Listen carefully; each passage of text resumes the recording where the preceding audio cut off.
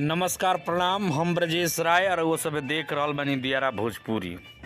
हम वो सबके बता दी कि नगर पंचायत के चुनाव शुरू रहला, जौना में बिहिया के आज 20 तारीख के चुनावी नतीजा आ गईल। हम बता दी जे एजा से मुख्य पार्षद में भाई सचिन कुमार गुप्ता जी निर्वाचित घोषित भइल बनी।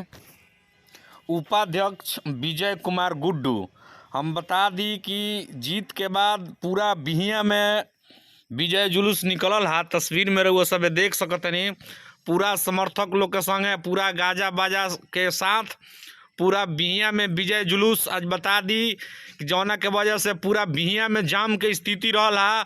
हम बता दी कि सचिन कुमार गुप्ता भाई काफ़ी दिन से बिहिया नगर में जन सेवा में लागल रहे हाँ। हर वो एक मुद्दा के उठावत रहे हाँ, जौन कहीं ना कहीं जनता से सरोकार रहला।